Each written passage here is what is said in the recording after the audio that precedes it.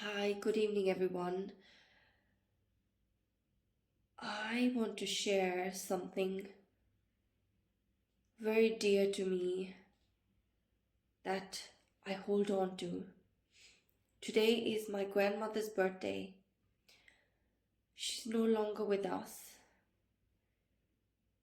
but her memories are with me.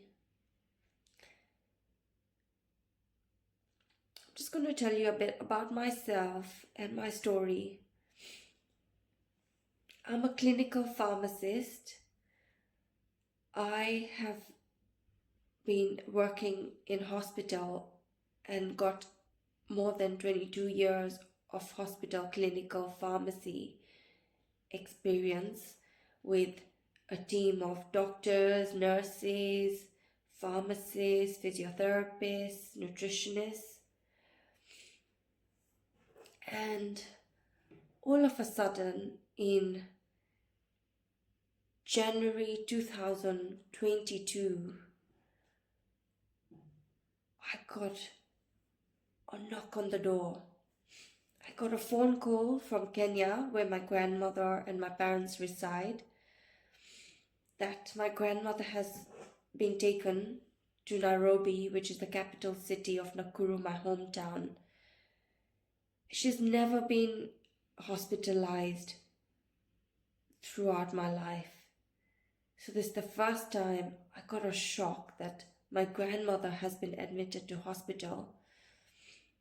So we all booked a ticket, me, my mom's sister who resides here in UK, her sisters in Australia, and we all gathered and flew to Kenya. Now, I'm very close to my grandmother. She has been always there for me, always been with me throughout since I was born. I was very attached to her. And hence, I was the only grandchild that was there at that moment along with my mom's four sisters when she was hospitalized. And so she was hospitalized because she was out of breath. She had really terrible wheezing. And then because she was hospitalized, my mom said she has been bleeding, rectally for a couple of years, and the doctors have been trying to diagnose it, and they've been telling her that it's piles, and it's always been ongoing that way, and she's always been taking piles medication. So because she was hospitalized, my mom decided that let's get her diagnosed. So the doctors did further investigations on her a rectal bleeding, and she was diagnosed of rectal cancer. Now, this was a surprise to all of us. It devastated us, but she took it really well and very positive. Now, at her age, she was in her, 80s, and knowing that she was so independent, if we actually did surgery and she had a stoma bag, she would not have had the lifestyle that she continued to live. So she actually, we as a family decided that we are not going to go for chemotherapy or any surgery. We're just going to go for alternative therapies so that she continues to live her independent lifestyle. She was very independent. She lived alone in a huge house and had lots and lots of guests visiting her, and she'll always be in touch with all of us, family members, grandchildren, her children, all around the globe. So, we didn't really want to disrupt any of that with hospital visits, chemotherapy. So we decided the alternative route. Around that time, I was already, since my childhood, I loved, even though I was a pharmacist, I loved the natural route. I loved taking natural therapies, and not going for, medicines because of the side effects. So I was very happy that she chose this route. And I was very well at that time also into the doTERRA essential oils, and learning a lot and experience a lot with our friends and family. So we went deeper in it, and I try to help her as much as I can with her cancer journey with the essential oils and doTERRA supplements. So, like, she had an amazing independent life where, she still carried on living, cooking, and just living a good life, and still being able to spend time with her family members. Whenever she had any issues, she'd always call me, and she'll tell me, what do I do for this? What do I do for that? So I truly remember this time last year, she called me and she said, Sonal, I've got cellulitis. The doctors are giving me antibiotics. What do I do? I can't walk. My legs are hurting. They've gone red and painful.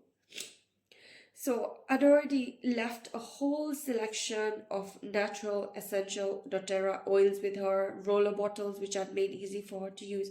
So all I had to do was to instruct her what to do. And my mom was there. So I told her to use Copaiba. I said, "Why have you tried frankincense? Have you tried to apply Copaiba on your leg?" And she said, "No, I haven't tried Copaiba yet. I did apply frankincense, but I will try Copaiba."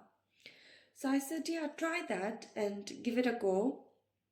Then I called her after a few hours to ask her whether she did it and to check on her.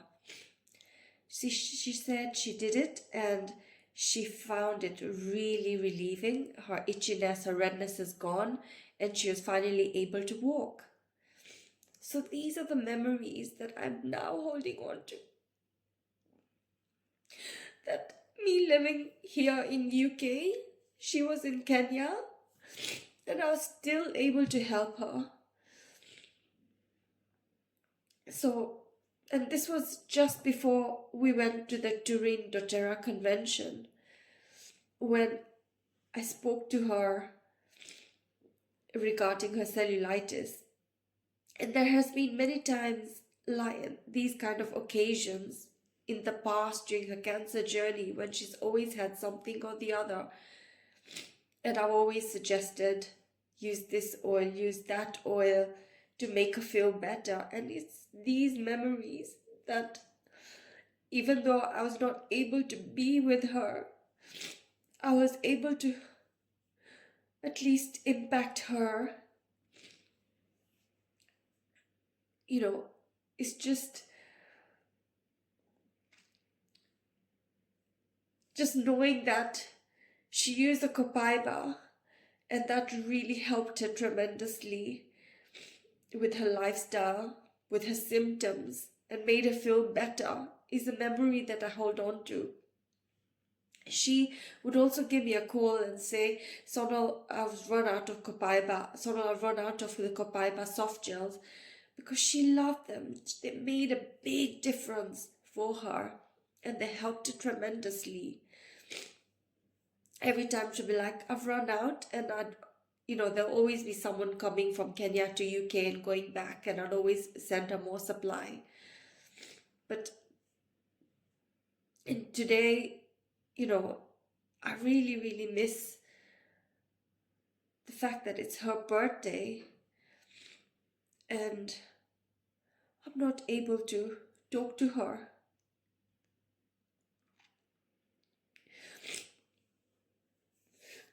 These kind of memories is what keeps me going. The fact on how I was able to impact her life and help her when she needed it the most throughout her battle with cancer. I did every possible thing that I could. And last, so we went for the doTERRA touring convention, and once it was finished, after a few days, I got a call that my grandmother has been hospitalized because she needs a blood transfusion. And just before I went for the doTERRA convention, I had a conversation with her, and she did tell me she never wanted a blood transfusion. She was traumatized during the blood transfusion. She was given opioids that killed her. I never got to meet her. I flew immediately to Kenya to meet her, but I never got to meet her.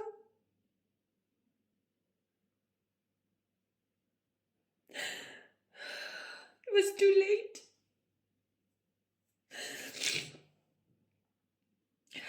So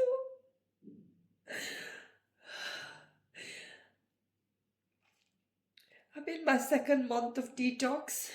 I feel very tearful in releasing my emotions, feeling very phlegmy, cold, just releasing all the dampness and the toxins.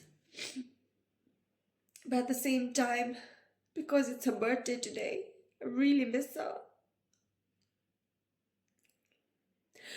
And it's these memories on how I've been able to impact her with the doTERRA essential oils and supplements that keeps me going. And to help more people and impact more people in my life. And be an answer to someone's prayer. At least I was able to help her with the Copaiba. Even though I was here and she was there, I still managed to impact her. And I'm so grateful for doTERRA for this. It's a vehicle for me and my journey, my personal journey.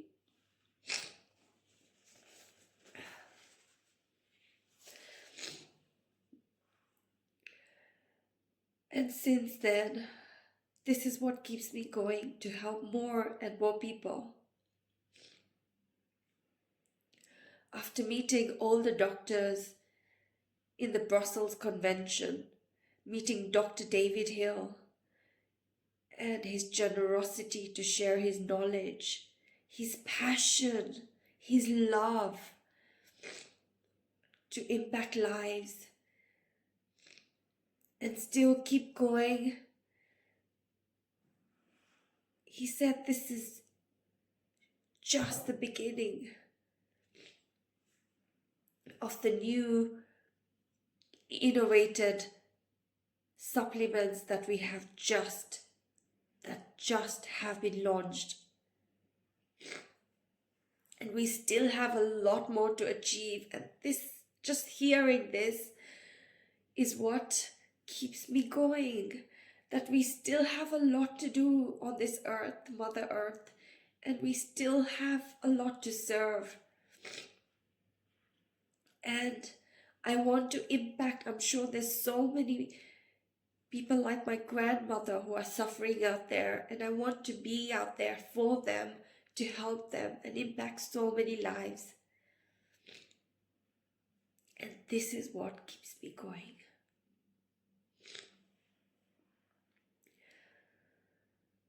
Copaiba has been the number one oil that impacted my grandmother's life. I even have the blood results on the impact it had on her. And she always asked for it. She used Copaiba, frankincense, different roll-on bottles with different oils, and lots of other things. So, if I can help you or your loved ones I'd be more than happy to help. Please reach out to me.